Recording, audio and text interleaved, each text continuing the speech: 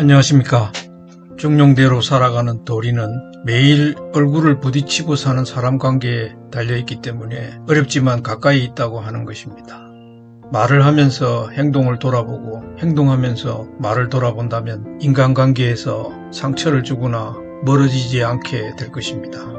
중용대로 사는 것은 추상적이고 고귀한 원칙을 적용하는 것이 아니라 가까이 있는 사람과 관계를 잘 맺어가는 일상과 인륜의 바탕을 두고 한 걸음씩 한 걸음씩 앞으로 나아가는 것이라고 봐야 할 것입니다.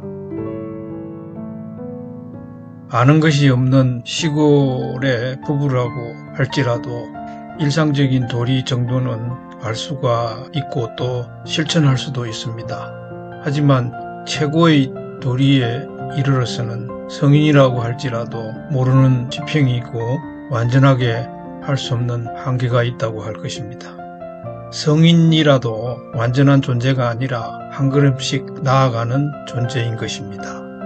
그리고 길거리와 논밭 어디에서나 만날 수 있는 부부라도 군자의 도를 함께 알 수가 있고 충분히 실천할 수가 있습니다. 군자의 도 또는 유학의 도리는 일상과 인륜에서 시작이 됩니다. 아내와 남편으로 이루어진 부부는 당당히 인륜 중에서 한 자리를 차지하고 있습니다. 그래서 아예 군자가 실현할 도가 부부 사이에 실마리가 있다고 중용에서는 단언하고 있는 것입니다. 도는 사람이 사람답게 사는 길입니다. 그 길이 사람에게서 잠깐이라도 또는 조금이라도 떨어진다면 제대로 된 길이라고 할 수가 없을 것입니다. 도에 따라 사는 삶은 결코 가볍지가 않습니다. 긴장하고 성찰하는 삶은 언제나 늘 어려울 수밖에 없는 것이죠. 오래 사용한 도끼의 자루를 바꾸기 위해서는 산에 가서 적당한 나무를 찾아야 할 것입니다. 도끼 자루를 사용하면서 편리하거나 불편한 점의 기준은 내가 사용하면서 느낀 경험일 것입니다. 그런데 그 느낌을 뒤로하고 나무만 쳐다보고 도끼 자루의 제목을 찾다 보면 나무를 베고 난 후에 살펴보고 부적당하면 또 나무를 베는 등의 수고로움을 치러야 하겠죠. 결국 도끼 자루를 찾는 기준은 나에게 있다는 것을 말하고 있습니다. 도의 문화적이고 역사적인 특성은 과거에서 전성된 것입니다만 그 도가 나에게 공감이 되고 내가 가는 길을 환히 비춰줄 수만 있다면 이때 도는 나의 것이라 하겠습니다. 그러나 나의 것이 멀리 있다고 하면 그것은 내 것이라고 할 수 없지 않겠습니까? 내가 가고자 하고 이루고자 하는 것은 내가 정해야 합니다. 방향과 목표를 찾지 못한다고 해서 그것이 멀리 있지는 않습니다. 지금 당장 찾지 못해서 멀리 있다고 생각할 뿐이겠죠.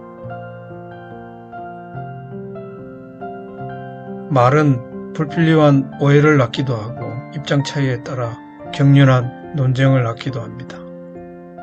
행동은 어떤가요? 한다고 했지만 실제 상황이 되면 변수가 등장하여 앞서 말한 대로 하기가 쉽지 않죠. 이렇듯 인생은 늘 복잡합니다. 사람이 살아가면서 덕목을 실천할 때 모자랄 수도 있습니다. 이에 대하여 중용에서는 더 노력하자는 면을 처방합니다. 그리하여 모자라는 부분을 채우라는 것이죠. 말을 가려야 할 때 오히려 넘칠 수가 있습니다. 중용에서는 부진이라는 처방을 내립니다. 하고 싶은 말을 다 쏟아낼 필요가 없고 할 말만 하라는 것이죠. 이 면과 부진을 종합하면 어떤 것일까요? 말은 행실이 따라올 수 있을지 고려하고 행실은 말이 책임질 수 있는지 고려해야 한다는 것입니다. 말과 행동을 따로따로 살피지 않고 늘 같이 살필 때 말과 행동이 어긋나는 상황을 우리는 피할 수 있게 되는 것이죠.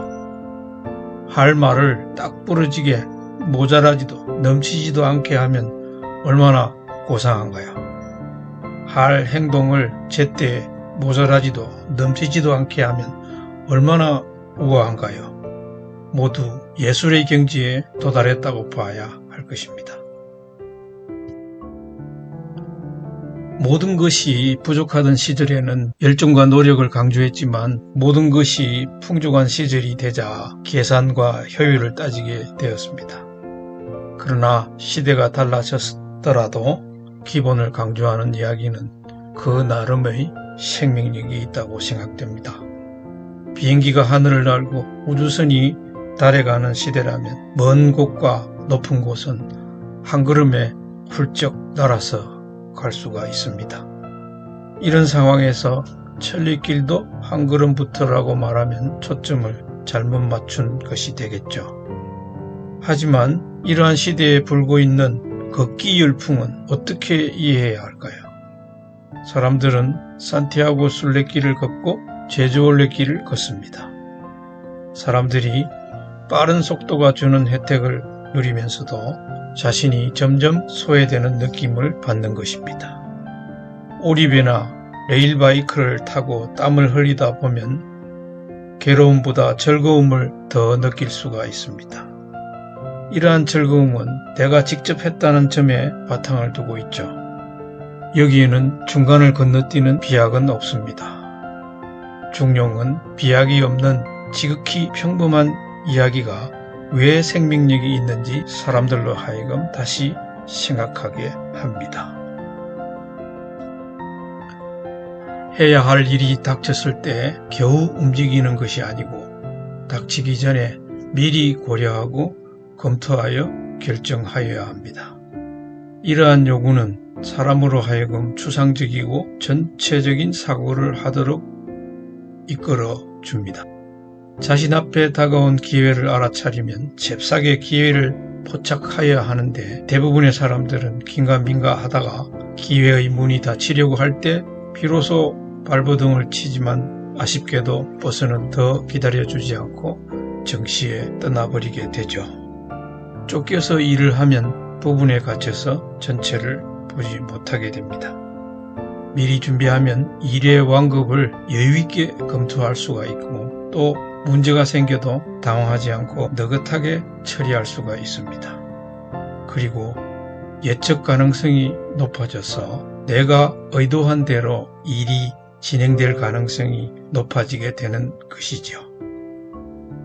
지금까지 사실 쉬운데 어렵다고 생각하는 단순에 대해서 함께 살펴보았습니다. 감사합니다.